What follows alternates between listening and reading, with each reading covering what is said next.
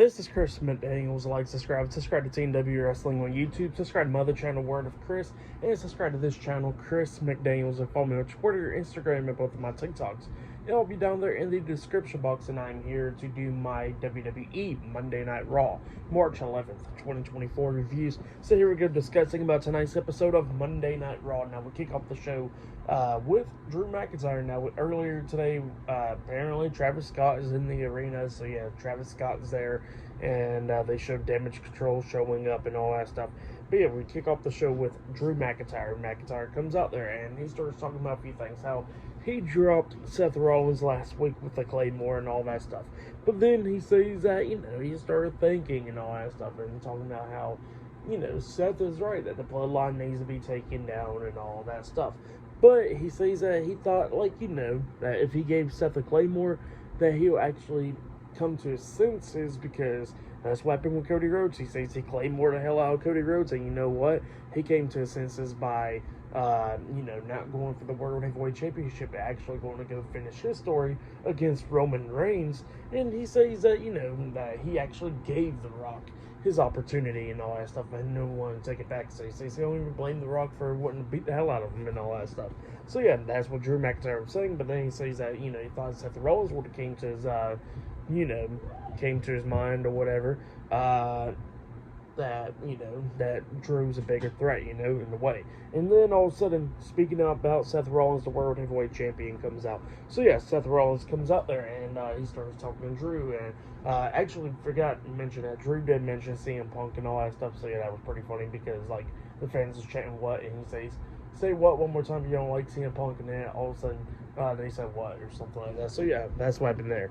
But yeah, Seth Rollins did come out there and he starts talking to Drew, and he says that Drew is starting to sound like a lot more like somebody from Chicago with tattoos and all that, CM Punk. So yeah, that's what Seth Rollins is talking about, because he says that Drew's a hypocrite and all that stuff, and he says that he beat Drew McIntyre so many times when it matters for the world title and all that stuff every single time. And he says that, WrestleMania is going to be no different. He says that, that he got too nice. And he says first night, him and Cody Rhodes is going to take down the bloodline at night 1 WrestleMania. He says at night 2, he's still going to walk out as the World Heavyweight Champion after defeating Drew McIntyre. That's what he was saying. And then he says that McIntyre hopes that he could be something like The Rock or whatever. So yeah, that's what he was saying and all that stuff. And then Seth Rollins kept on trying to provoke Drew McIntyre to hit him again with the Claymore, but Drew decides not to. And he says that nothing that you say will provoke me to hit you with the Claymore.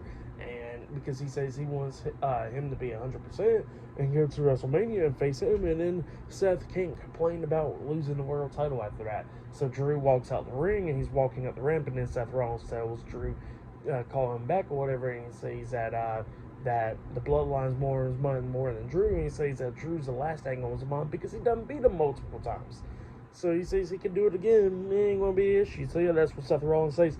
It upsets Drew. Drew comes walking back towards the ring now. He's still at ringside, but he comes walking back towards the ring, and then he looks at Seth, and then he decides to walk away again. So yeah, that's what happened there. Pretty good stuff. And yeah, up next it will be Becky Lynch versus Liv Morgan one-on-one up next on Raw. So yeah, that match will be happening up next. And yeah, pretty good segment with Seth Rollins and Drew McIntyre. Really liked it. But yeah, I'll see you guys later. Till the next thing that happens on Monday Night Raw. See you guys later. Till then. So the next thing that happened on Monday Night Raw, we get to the first match of the night, and then which goes into a segment, and then we get a big announcement for WrestleMania after the match. But let's go ahead and break it all down. So yeah, we kick off with the first match of the night. It was Becky Lynch versus Liv Morgan one-on-one. In this match, it was a really good match. First time that these two women faced off in a singles match in 2 years now, and they was going at it like crazy. Liv Morgan tried to do everything that she could do to try to beat Becky Lynch. Same for Becky Lynch, trying to do everything that she could do to try to beat Liv Morgan. going back and forth and everything. Like Liv Morgan spamming code breakers like it's nothing out there. At one point, we actually see Becky Lynch on the ring apron. Liv Morgan hits a sunset flip powerbomb onto Becky Lynch off the apron onto the floor, which was pretty cool. The fans is getting behind this match, but then eventually it's going back and forth, like I said, and then we see at one point Liv Morgan knocking Becky Lynch to the ropes, and she tries to hit Oblivion onto Becky, but Becky catches her and it hits the manhandle slam onto Liv, but Liv rolls out of the ring before Becky could go for the pin, and then they kept on continuing to go at it after that and all that stuff, and then we see at one point Liv Morgan rolling up Becky for a pin, but Becky kicked out at 2, and Becky was over there by the ropes, and then she finally gets hit with Oblivion by Liv, but then Becky rolls out the ring, so Liv couldn't even pin her. So yeah, it was just going back and forth right there. And then Liv finally throws Becky back into the ring at one point. She climbs up the top turnbuckle, or second turnbuckle, whatever, I guess, about to hit that code breaker off of there. But then she gets caught, and she gets hit with the manhandle slam by Becky, and then Becky pins her for the 1, 2, 3. So yeah, Becky Lynch defeated Liv Morgan tonight in a one-on-one match. So yeah, for the match and all that stuff, I'll give it 4 stars. That's why I'll give it great match. But then while Becky's in the ring celebrating and all that stuff, Liv Morgan done rolled out the ring and all that, we see the WWE Women's World Champion Rhea Ripley come walking down, and then Ripley and Liv Morgan goes face to face, really, and Liv looks at Ripley while the referee's holding her back and safe, and she says that one day she will take everything away from Rhea. So yeah, that's what Liv said, and she says that she's going to get revenge, and then she walks away. And then Rhea Ripley gets into the ring, and she starts talking to Becky, talking about how, is all this stuff worth it, Becky? And she was talking about, like, you know, that Becky's been going into matches leading up to WrestleMania and all that stuff, facing Nia Jax, Liv Morgan, and all that stuff, having some banger matches and everything. But she says that, is this all going to be something that Becky's going to do to make an excuse after she loses at WrestleMania? That's what Rhea Ripley says, and then Ripley says that Becky better be at 100% and bring her A game if she wants to beat her. But she says it doesn't matter because at the end of the day, she's going to still walk out as champ. So yeah, that's what Rhea Ripley says. And then Becky Lynch cuts a pretty good promo talking about these vines and stuff in the way, and then she says that when the world is behind her, she's good, but when the world is against her, she is great. And yeah, she says that she'll see at WrestleMania. But yeah, that's right in there. Pretty good stuff though. Really liked it. And then after that, we see the Raw General Manager Adam Pearce and the SmackDown General Manager Nick Aldis talking backstage, and they was talking about how they got a special announcement for WrestleMania and about tag team and all that. And they said that the undisputed WWE Tag Team Champions Finn Balor and Damian Priest of the Judgment Day will be defending their titles against 5 other participants leading up to WrestleMania. And, you know, those teams from Raw and SmackDown was going to be in matches against each other and all that, qualifying matches, really, to pretty much show who the best team is to get into this match. And then the match at WrestleMania will be a 6-pack tag team ladder match for the tag team titles. Yeah, big announcement right there. Great stuff. And then after that, we see Finn Balor and Damian Priest all upset backstage, and Damian Priest is like, said how he had nothing against the general managers up until now. And Balor was talking about how they got to defend their tag team titles against 5 other teams. He says that he don't like that, and he's going to go talk to them. So yeah, that's what they said. Pretty good stuff though. But yeah, still to come later on tonight, we'll see the Gauntlet match to determine the number 1 contender for the Intercontinental Championship at WrestleMania and all that stuff, and a lot more stuff tonight. So yeah, I'll see you guys later. Till then. So the next thing that happened on Monday Night Raw, we'll get to the next match of the night. It was Candice LeRae and Indy Hartwell versus Maxine Dupree and Ivy Nile in a tag team match. So yeah, we'll get to this match, and I think it was Ivy Nile and Candice LeRae that was the legal women in this match. They both had double clothesline onto each other, taking each other out, and they had to go tagging their tag team partners. So then Maxine Dupree and Indy Hartwell was the legal women in this match, and they was going at it and all that stuff. And Maxine's actually being impressive, like doing some impressive stuff, like hitting a drop kick and stuff onto Indy Hartwell take her out in the corner, and then she got Indy Hartwell down on the mat, and then she, getting some energy from the crowd and all that stuff, and starts doing like reverse caterpillar. And then when she turns back around, Candice LeRae is standing right there, and Candice LeRae kind of backs her up in the corner, talking a lot of junk to Maxine, and talking about how the fans is booing you because you're doing stuff like this and all that stuff, and that you need to learn how to grow up and all that stuff. And she says that just imagine what the women in the locker room be saying about you and all that. And then she says, just imagine about your dead brother. If he was here right now, he'll be embarrassed.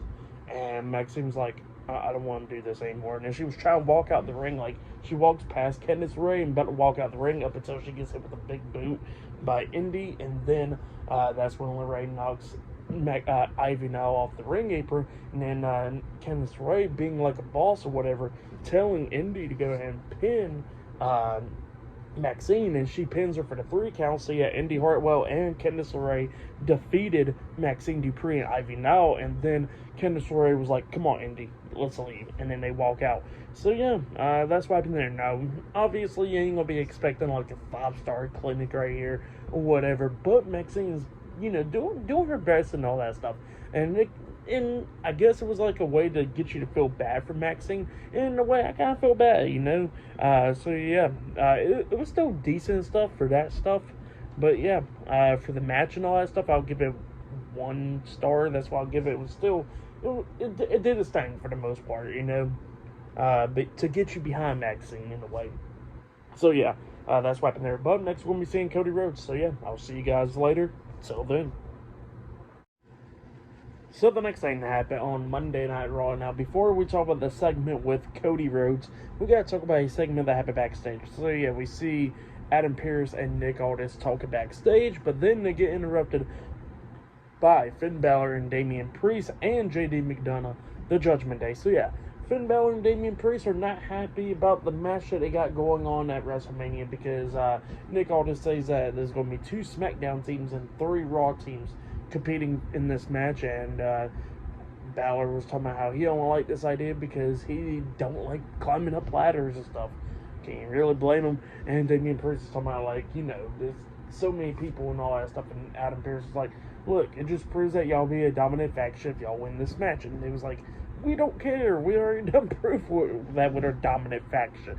And he says, who gave y'all this idea? And then it was talking about R-Truth and The Miz, and Priest and Balor was not happy about that. It was like, it was them. Alright, well, we want a match against them tonight. And Adam Pearce is like, they're not here tonight, they're doing media. And then all of a sudden, R-Truth walks into the damn office, and Adam Pearce is like, why are you here? He says, because it's Monday. He said, yeah, it's Monday, you got media. And he says, oh, no wonder Miz ain't here tonight. So yeah, Miz is not there, and Damian Priest is like, well, we want a match against them. So yeah, that's what happened there. But then we get to the next segment. Michael Cole was inside the ring, and he introduces the American Nightmare, Cody Rhodes. So yeah, Cody Rhodes comes out there, and Michael Cole starts asking him some questions, talking about, like, why did you select The Rock last Friday on SmackDown? And he says that, that The Rock had it coming and all that stuff because of what he said about his family and all that. And he says that if Rock is my boss, he says that it felt good to slap your boss. So yeah, that's what Cody Rhodes was talking about. And he was talking about so many people in the industry, like he said how he smashed a throne, and now he that person became a good working buddy with him and all that stuff. And then it was talking about Seth Rollins, and Michael Cole said, well, what makes you think that Seth Rollins won't turn on you at WrestleMania? Because as if you know that Seth Rollins did beat Roman Reigns at the Rumble 2 years ago, but by disqualification. And maybe he wants a title match and all that stuff. And he says that he respects Seth Rollins and he don't think that would happen, but he says that he does respect him and all that stuff. And then he was talking about a lot of other things, talking about how he got to finish his story and all that stuff. And he says that he cannot, like that last year he said that he would try to do it again next year, and he says that he cannot say the same thing again after this year. So yeah, that's what he says. And he says that he got to walk out of WrestleMania as champion. And he says that a lot of people was depending on him. Like, there was a little girl named Hannah that watched him, that she was blind and all that stuff, but she still went to WrestleMania, and they feel the reaction and all that stuff. And then he was talking about his friend, talking about how he had spine surgery and all that stuff. And then he was talking about his family and all that stuff. Brandy Rhodes is a big supporter of him all these years, and he says that he cannot give a title to his dad because, his dad sadly passed away, but he says that his mother is still around, and he says that he will give the title to her and all that. So yeah, that's what Cody Rhodes was saying, and he said that, that he's going to do everything that he could do to try and walk out as champion, and he says that Michael Cole, for the first ever time, will say, and your new undisputed WWE champion, Cody Rhodes, because that'll be the first time saying Rhodes is a champion. And then he says that, that Michael Cole can then say that he finally finished the story. So yeah, that's what Cody Rhodes said. Pretty good stuff right there. He got emotional stuff during this promo. So yeah, still pretty good stuff. I really liked it. But yeah, that's what happened there. And yeah, up next we're going to be seeing the Kabuki Warriors defending the WWE Women's Tag Team Championship against Zoe Stark and Shayna Baszler. Up next in the tag team match, still to come later on tonight. We'll see the number one contenders Gauntlet match later on tonight. And yeah, they did show some video promo packages of Ricochet and JD McDonough talking about how they're going to win this match tonight to go on to WrestleMania and become the new Intercontinental Champion. So yeah, that's what they was talking about there. Pretty good stuff. But yeah, I'll see you guys later until the next thing that happens on Monday Night Raw. See you guys later. Till then. So the next thing that happened on Monday Night Raw, we get to the next match of the night. It was the WWE Women's Tag Team Champions Asuka and Kairi Sane, the Kabuki Warriors, with the WWE Women's Champion Io Sky and Dakota Kai at ringside Damage Control versus Shayna Baszler and Zoe Stark in a tag team match for the WWE Women's Tag Team Championships. So yeah, we get to this match. This match, it was a pretty good match. It was going back and forth between these two teams and everything. And at one point, we see Kairi Sane get tagged in. She gets hit with the Z360 from Zoe Stark. And then while Kairi was on her knees and stuff, she gets hit with a big knee to the face by Shayna Baszler. Baszler pins Kairi, and she only got a 2 count out of it because Asuka breaks at the pin after 2. Zoe Stark then comes in, knocking Asuka out of the ring, and then jumps over the top rope, try to hit a crossbody on Asuka, but Asuka moved out of the way, so Zoe Stark hits the floor, and then we see Shayna Baszler lock on the Kirifuda clutch onto Kairi Sane, try to make her tap out, but Kairi Sane rolls through for a pin, only getting a 2 count, but Shayna Baszler still had the submission locked on.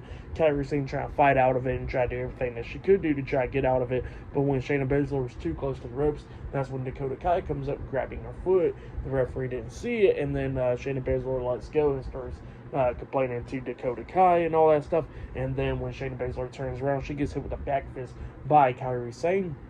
And then she tags in Asuka. Asuka comes in there, kicking her upside the head, picks up Shayna Baszler, tagged in Kairi Sane again, and they hit that that tag team finish with the inverted insane elbow drop onto Shayna Baszler, and then Kairi Sane pins Baszler for the 1, 2, 3. So yeah, the Kabuki Warriors defeated Shayna Baszler and Zoe Stark tonight, and they have retained the WWE Women's Tag Team Championships. That's what happened. Great match. I'll give that match 3.5 stars. That's why I'll give it a great 1 right there. But then after that match ended, we see the Judgment Day all backstage. Rhea Ripley, Damian Priest, Finn Balor, and JD McDonough. Dominic Mysterio's not there because obviously he got married last week, so he's not there tonight. But Rhea Ripley says that they're going to talk about business and all that stuff to Andrade because Andrade came up talking about how they want to talk to him, and Rhea Ripley was talking about how Dominic talked so highly about him and all that stuff. But Dominic ain't there tonight, but he says he'll be there next week, and they'll talk about business. And Andrade was like, well, I like to talk about business. So yeah, that's right there. And then he walks away, and then they start talking about the tag team match and all that stuff at WrestleMania. And Damian Priest was talking about how he's going to get his hands on R-Truth, because up next, that's the next match of the night, Damian Priest versus R-Truth 1-on-1. So yeah, I'll see you guys later until the next thing that happens on Monday Night Raw. See you guys later. Till then. So the next thing that happened on Monday Night Raw. Now, before we talk about the next match of the night, we gotta talk about a segment that happened backstage. So yeah, we see Liv Morgan sitting down backstage. Becky Lynch comes up, extends her hand down. They both shook hands, but then all of a sudden Nia Jax comes up, attacking both of them from behind, beating them both down and all that stuff, throwing Liv Morgan into some crates and stuff, and then she actually grabs Becky Lynch and hits a manhandle slam onto Becky Lynch through a table, laying her out, and then a bunch of referees and stuff coming up, stopping Nia Jax after. So yeah, that's what happened there, pretty good stuff. And then we get to the next match of the night. It was R-Truth versus one half of the undisputed WWE Tag Team Champions and Senior Money in the Bank, Damian Priest, in a one-on-one match. But when they was showing when they was all showing like WWE 2K24 being like the best-selling game in 2K for WWE 2K, while they were showing all that, Damian Priest actually attacked R-Truth, which we did not see right when he made his entrance and stuff. And then we get to the match and Priest is taking control, and then we see Tommaso Ciampa and Johnny Gargano DIY coming down, showing some support to Truth, and Truth starts coming back at the ending, hitting the 5-knuckle shuffle onto Damian Priest, and he actually hits the attitude adjustment onto him. He pins him, but Priest kicks out at 2. R-Truth then locks on the STF onto Priest, but then we see Finn Balor and JD McDonough attacking DIY at ringside, all of them going at it. Truth lets go. He climbs up the top turnbuckle and jumps off with a crossbody on everybody else outside of the ring. He gets back into the ring, but then Priest grabs him by the throat and hits South of Heaven onto him. He pins him for the 3 count. So yeah, Damian Priest defeated R-Truth tonight in a one-on-one match, but then after the match ended, we see Finn Balor and JD McDonough going at it with Tommaso Ciampa and Johnny Gargano inside the ring. They knock Ciampa out the ring, and then Priest grabs Ciampa and chokeslams him on the ring apron, and then Finn Balor climbs up the top turnbuckle and jumps off with a coup de grace onto Johnny Gargano, laying out DIY and R-Truth. But yeah, that's what happened there. Good stuff for the match. What happened after the match, I'll give it all 3 stars. That's what I'll give it. It was good stuff. But yeah, that's what happened there. Good stuff right there. And yeah, still to come later on tonight, we'll see that number 1 contenders Gauntlet match on Raw and much more. So yeah, I'll see you guys later. Till then. So the next thing that happened on Monday Night Raw. Now, before we talk about main event Jey Uso, we gotta talk about a segment that happened backstage. So yeah, we see Becky Lynch. She is looking at the camera. She pretty much says that she is challenging Nia Jax to a match next week. But that match will be a last woman standing match. So yeah, that's the match, and that match is going to be happening next week on Raw. But yeah, that's wrapping there. Pretty good stuff. And definitely can't wait for that one, because I know that one's going to be a banger. Since they've been having some good singles matches, just imagine a last woman standing match. That match is going to be a banger right there. But yeah, then after that, we get to another segment where we see main event Jey Uso. He comes out there, and he was talking about Jimmy Uso, about what he's been doing for the last couple weeks. Costing him some matches, like costing him the Intercontinental Championship match, tag team title matches, and all that stuff for the past few months. And he says he's sick and tired of it. He says that, he escaped SmackDown, he escaped the Bloodline and all that stuff to come to Monday Night Raw to start a new start in his career, and that the Bloodline will just not let him do that. So he says the best way to do it is just settle all this twin versus twin, brother versus brother at WrestleMania. So yeah, Jey Uso challenges Jimmy Uso to a match at WrestleMania, and we're going to see if Jimmy would accept it on SmackDown. But yeah, that's what happened there. Pretty good stuff. Now we're finally getting started with the feud, actually kick-started for a match now. But yeah, that's what happened there.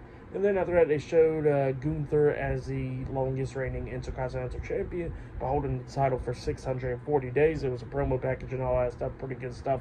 And then backstage, we see Jackie Redman interviewing Gunther. And Gunther was talking about how 640 days ago, he defeated Ricochet to become the longest reigning and greatest Intercontinental Champion of all time. And he says that he challenged so many greats for the title, but he says he overcame them all, and he says that it'll be great to see the Gauntlet and all that stuff to determine his best competitor. But he says whoever it is, it doesn't matter, because he's going to beat them as well at WrestleMania. So yeah, that's what happened there.